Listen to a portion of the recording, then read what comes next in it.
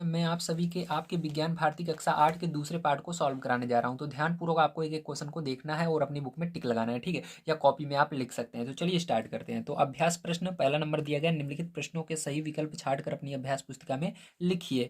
का number, thermocol का दूसरा नाम है स्टाइरोन, तो इसके अंदर सही रहेगा आपका। खा नंबर, पौधों का मुख्य पोषक तत्व है, क्या है, नाइट्रोजन, ठीक है। ग नंबर, फेरिक ऑक्साइड मिलाने से निर्मित कांच होता है, हरा। घ नंबर, खिड़कियों में प्रयोग किया जाता है, साधारण या मृदु कांच। अब देखिए इसका दूसरा प्रश्न हम पढ़ लेते हैं। पैर जो यहाँ पर हमको क्या दिया गया है, दिया गया निम्नलिखित कथनों में सही कथन पर सही और गलत कथन पर गलत का चिन्ह लगाइए, ठीक है। तो पहला नंबर, फोटोक्रोमिक कांच प्राप्त करने के लिए उसमें कुछ सिल्वर आयोडाइड मिलाया जाता है, सही बात है, ठीक है। तो इसके अंदर सही रहेगा आपका। खा नंबर, रेयान प्राकृतिक रेशा है, गलत। ग नंबर, सीमेंट, साबुन, प्लास्टिक आदि मानव निर्मित वस्तुएं हैं, सही बात है, ठीक है। तो इसमें सही रहेगा। घ नंबर, एंटीबायोटिक दवाओं का प्रयोग कीटाणुनाशक के रूप में किया जाता है, तो गलत, ठीक है। एंटीबायोटिक दवाइयों का प्रयोग जो है कीटाणुनाशक के रूप में नहीं किया जाता, ये गलत रहेगा, ठीक है आपका। चलिए प्यारे बच्चों हम देखते हैं अपना तीसरा नंबर क्वेश्चन किस तरह से करना है। तो तीसरा नंबर क्वेश्चन सबसे पहले पढ़ते हैं, दिया क्या गया है। तो दिया गया है आपको, नीचे दिए गए शब्दों की सहायता से रिक्त स्थानों की पूर्ति अपनी अभ्यास पुस्तिका में कीजिए। तो आपको रिक्त स्थानों की पूर्ति कीजिए, करनी है इन शब्दों को सही जगह भर करके, ठीक है। तो यहाँ पर देखिए आपका पहला नंबर क्या दिया गया है, मेलमाइन का प्रयोग प्लास्टिक के डैश बनाने में किया जाता है, तो क्या बनाने में, बर्तन। खा नंबर, सूत डैश रेसे, सॉरी सूत कॉमा रेसे कॉमा ऊन डैश रेसे हैं, कौन से रेसे हैं, प्राकृतिक, ठीक है। ग नंबर आपको दिया गया है, धूप में चश्मे सूर्य की डैश किरणों से आंखों को बचाते हैं, किन किरणों को बचाते हैं, परावैंगनी किरणों से बचाते हैं चश्मे पहनने पर, ठीक है। इसलिए धूप में आपको चश्मा पहनना चाहिए।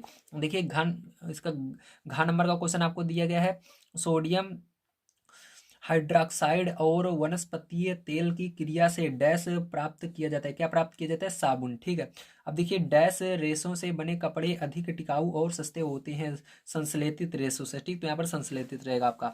देखिए इसके बाद आप सभी को क्या दिया गया है, फोन नंबर का क्वेश्चन दिया गया है, संक्षिप्त में उत्तर दीजिए, मतलब छोटे छोटे आपको उत्तर देने हैं इसके। तो पहला क्वेश्चन देखिए आपको दिया गया है, प्राकृतिक एवं मानव निर्मित वस्तुओं से आप क्या समझते हैं। तो चलिए इसका उत्तर देखते हैं। तो यहाँ पर देखिए इसका उत्तर पैर आप सभी का कुछ इस प्रकार से होगा, ठीक है। यहाँ पर आपको इस तरह से लिखना है, प्राकृतिक द्वारा प्रदान वस्तुओं को प्राकृतिक वस्तुएं कहते हैं, जैसे पहाड़, नदी, मिट्टी आदि। जो वस्तुएं मानव द्वारा निर्मित की जाती हैं उन्हें हम मानव निर्मित वस्तुएं कहते हैं, जैसे कि कपड़ा, मकान, साबुन, जिन सबको मनुष्य बनाते हैं, आदमी बनाते हैं, इनको मानव निर्मित कहेंगे, ठीक है। तो ये होगा आपका पहला प्रश्न, पहला उत्तर। तो चलिए देखते हैं इसके बाद हम दूसरा नंबर क्या दिया गया है, किन्हीं चार प्रकार के कांच का नाम लिखिए। चार प्रकार के कांच का नाम लिखना है। तो यहाँ पर देखिए चार प्रकार के कांच के नाम आपको मैं बता देता हूँ, ध्यान से आपको समझना है, ठीक है। तो यहाँ पर देखिए चार प्रकार के कांच आपको मैंने लिखा है। पहला है आपका, सबसे पहले आपको स्टार्टिंग में लिखना है, कांच के चार प्रकार होते हैं। पहला साधारण या मृदु कांच, दूसरा कठोर कांच, तीसरा फ्लिंट फ्लिंट क्ला फ्लिंट कांच, ठीक है, और चौथा फोटोक्रोमिक कांच, ठीक है। ये फ्लिंट है आपका, तो फ्लिंट कांच और फोटोक्रोमिक कांच। चलिए इसके बाद देखते हैं हम अपना तीसरा नंबर क्वेश्चन हमको क्या दिया गया है। तो देखिए तीसरा नंबर क्वेश्चन आप सभी को दिया गया है, पॉलीथीन, टेफ्लॉन और एफ्रिलिन तथा बेकेलाइट के एक एक उपयोग लिखिए। तो यहाँ पर इसके एक एक उपयोग आपको बताने हैं। तो देखिए यहाँ पर मैंने आंसर लिख लिया है, आपका क्या होगा, पॉलीथीन का उपयोग थैली बनाने में और टेफ्लॉन का प्रयोग नॉन स्टिक बर्तन पर उष्मक प्रतिरोधी परत चढ़ाने में। जैसे कि आप देखते हो कोई बर्तन रहता है उसके अंदर काले काले पकड़ने के लिए बने रहते हैं, ठीक है, प्लास्टिक की तरह, तो उसको क्या कहते हैं हम, उसी को हम कहते हैं नॉन स्टिक बर्तन जो होता है उस पर हम क्या करते हैं, प्रतिरोधी परत चढ़ाते हैं, ठीक, उसको प्रतिरोधी परत चढ़ा कहते हैं, जिसके अंदर उष्मा नहीं जाती, गर्म नहीं होता है, ठीक है। अब देखिए इसके आगे, एक्रिलिक का उपयोग कार एवं ट्रकों की खिड़कियों में, ठीक है, खिड़कियों में किया जाता है, समझ लीजिए, ठीक है। आगे देखिए, बेकेलाइट का प्रयोग बिजली के प्लग बनाने में किया जाता है और स्विच या कंघी या पेन और हत्थे बनाने में किया जाता है, ध्यान रखिएगा, ठीक है। अब देखिए इसके बाद देखते हैं हम अपना फोन नंबर क्वेश्चन हमको क्या दिया गया है। तो फोन नंबर क्वेश्चन आप सभी को दिया गया है, साबुन और अपमार्जक में क्या अंतर है, ठीक, तो साबुन और अपमार्जक में अंतर आपको बताना है। तो देखिए तो देखिए इसका उत्तर हो जाएगा साबुन और जो आपका अपमार्जक है उसमें क्या अंतर होता है, तो इसका उत्तर होगा साबुन तथा अपमार्जक में निम्नलिखित अंतर होते हैं। साबुन में देखिए क्या होता है, ये वनस्पतीय तेल और सोडियम अथवा पोटेशियम हाइड्रोक्साइड की पारस्परिक क्रिया द्वारा बनाया जाता है, ठीक पहला। और ये जो अपमार्जक होता है ये पेट्रोलियम हाइड्रोकार्बन से बनता है, तो ये अंतर हो गया, ठीक। ये इससे बनता है, ये इससे बनता है, ठीक है। अब देखिए दूसरा अंतर इसके अंदर क्या हो जाएगा आप सभी का, कठोर जल के साथ साबुन एक सख्त पदार्थ बन जाता है, ठीक है। इस प्रकार ना तो ये झाग बनाता है और ना ही सफाई करता है, ठीक है, कपड़े की। दूसरी जगह जो अपमार्जक होता है आपका, ये कठोर जल के साथ भी आसानी से झाग बनाता है। इस प्रकार कपड़े सुगमता से साफ हो जाते हैं, इसका मतलब इससे कपड़े साफ हो जाते हैं, ठीक है। तो चलिए अब देखते हैं इसके आगे। प्यारे बच्चों हम अपना हमारा 5वां नंबर क्या दिया गया, वाला, सॉरी अंगा वाला। तो अंगा वाला आपको दिया गया है मृतिका क्या है, तो ठीक है, मृतिका क्या है, तो आइए देखते हैं इसका उत्तर। मृतिका हमारी क्या होती है, तो मृतिका देखिए यहाँ पर आपका है, उच्च ताप पर पके हुए बर्तन अर्थात पकी हुई मिट्टी को क्या कहते हैं, मृतिका कहते हैं, ठीक है। जो उच्च ताप पर पके हुए बर्तन होते हैं, जैसे कि आपका घड़ा हो गया, ठीक है, मटका हो गया, ठीक है, उन सबको क्या कहेंगे अब हम मृतिका कहेंगे, ठीक है। या पकी हुई मिट्टी को भी हम मृतिका कहते हैं, जो एकदम पक जाती है। चलिए 6 नंबर क्वेश्चन देखते हैं। 6 नंबर क्वेश्चन आपको दिया गया है, संश्लेषित रेशे किसे कहते हैं, ठीक है, या संश्लेषित रेशा क्या होता है। देखिए यहाँ पर मानव निर्मित रेशे जैसे कि रेयान, नायलॉन या टेरिलीन या ड्रेक्रान या टेरीन आदि प्राकृतिक रेशों के स्थान पर प्रयोग होते हैं, ठीक है, जिन्हें हम क्या कहते हैं, संश्लेषित रेशे कहते हैं। चलिए इसके बाद देखते हैं हम अपना 5वां नंबर क्वेश्चन क्या दिया गया। तो 5वां नंबर क्वेश्चन आपको दिया गया है, स्तंभ का के अधूरे वाक्यों को स्तंभ खा की सहायता से पूरा करना है। तो देखिए मनुष्य अथवा मशीन द्वारा तैयार की गई वस्तु क्या कहलाती है, मानव निर्मित वस्तु कहलाती है, इसके अंदर मिलाना है आपको, ठीक है, बा वाले में। खा नंबर देखिए मानव मकान बनाने में, ठीक, मकान बनाने में आपका यहाँ पर आएगा ईंट, सीमेंट, सरिया आदि का उपयोग किया जाता है, ठीक है। उसके बाद देखिए ग नंबर सीमेंट के नए प्लास्टर पर देखिए आपका क्या आएगा, आ नंबर में पानी का छिड़काव आवश्यक होता है, ठीक है।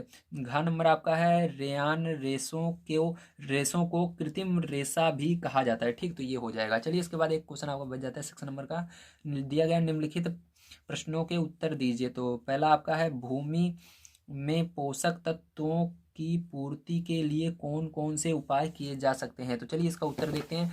यहाँ पर देखिए मैंने उत्तर लिख लिया है, तो इसके लिए आपका उत्तर हो जाएगा, भूमि में पोषक तत्वों की पूर्ति के लिए निम्नलिखित उपाय किए जा सकते हैं। पहला, भूमि को जोतकर कुछ समय के लिए छोड़ दिया जाए, जिससे पोषक तत्वों की पूर्ति पर्यावरण से स्वतः होती रहे, ठीक है। दूसरा नंबर, फसल चक्र के नियमों का पालन किया जाए। तीसरा नंबर, भूमि में पोषक तत्वों की तत्काल पूर्ति के लिए विभिन्न रासायनिक खादों का प्रयोग किया जाए, ठीक, तो ये हो जाएगा आपका उत्तर करेक्ट। तो चलिए इसके बाद देखते हैं इसका 2 नंबर क्वेश्चन हमको क्या दिया गया, धूप में बाहर निकलने पर हम धूप के चश्मों का प्रयोग क्यों करते हैं। तो इसको अभी मैंने बता दिया था, तो फिर से भी देख लेते हैं हम, ये तो हमारा फिल इन द ब्लैंक्स में आया था। तो देखिए इसके अंदर आपको इस तरह से लिखना है, हम धूप में चश्मों का प्रयोग आँख को सूर्य की गर्मी से बचाने के लिए करते हैं, ठीक। तो चलिए इसके बाद 3 नंबर क्वेश्चन देखते हैं हम अपना। 3 नंबर क्वेश्चन आपको दिया गया है, संश्लेषित रेशों से बने वस्त्र जल्दी क्यों सूख जाते हैं, ठीक। तो इसका उत्तर हो जाएगा, संश्लेषित रेशों से बने कपड़े हल्के होते हैं और इनमें सिकुड़न नहीं होती, इसलिए ये जल्दी सूखते हैं, ठीक, तो ये हो जाएगा आपका। देखिए इसके अंदर घ नंबर क्वेश्चन है, जैव निम्नीकरण और जैव अनिम्नीकरण में अंतर बताना है। तो चलिए इसको देख लेते हैं, ठीक। तो यहाँ पर देखिए आपका दिया गया है जैव निम्नीकरण, इसका उत्तर जैव निम्नीकरण करणीय पदार्थ जो प्राकृतिक प्रक्रिया जैसे जीवाणु की क्रिया, ठीक है, द्वारा अपघटित होते हैं, जैव निम्नीकरण कहलाते हैं। जैसे कि कागज हो गया, सूती कपड़ा हो गया, ऊनी कपड़ा, ये सब किससे बनते हैं, ये प्राकृतिक जो में जीवाणु होते हैं वो सब इन सब बनाते हैं, ठीक है। तो उनका प्रयोग करके मानव क्या करते हैं, सूत को लेकर के सूती कपड़े बनाते हैं, ठीक है। जो भेड़ होती है उसके ऊन को लेकर ऊनी कपड़े बनाए जाते हैं, ठीक। तो इसको क्या कहेंगे हम, इसको जैव निम्नीकरण कहेंगे। अब देखिए जैव अनिम्नीकरण क्या होता है, जैव अनिम्नीकरण पदार्थ प्राकृतिक प्रक्रियाओं द्वारा सरलता से विघटित नहीं होते, जैव, ठीक है, जैव अनिम्नीकरण अनिम्नीकरणीय कहलाते हैं। जैसे कि आपका प्लास्टिक की थैली हो गई, ठीक है। और टीन हो गई, ये सारी चीज़ें प्राकृतिक द्वारा जल्दी नहीं बनती हैं और प्राकृतिक इसको जल्दी से गला भी नहीं सकती। जो पॉलीथीन रहती है उसको माटी में डालने पर भी वो कई सालों तक पड़ी ही रहती है। ठीक है, तो प्यारे बच्चों आपसे को सारी चीज़ें समझ में आई होंगी। अगर आपसे को वीडियो पसंद आया हो तो प्लीज़ लाइक कीजिएगा, चैनल को सब्सक्राइब कर लीजिएगा। मिलते हैं अगली वीडियो में। वीडियो देखने के लिए धन्यवाद। इसके आगे की अगर आपको तीसरा चैप्टर देखना है तो ये वीडियो दिख रहा है, इस पर क्लिक करके आप सभी देख सकते हैं। प्ले लिस्ट चाहते हैं तो ये प्ले लिस्ट पर क्लिक कीजिए, आप सभी को पूरी प्ले लिस्ट मिल जाएगी। Thank you very much.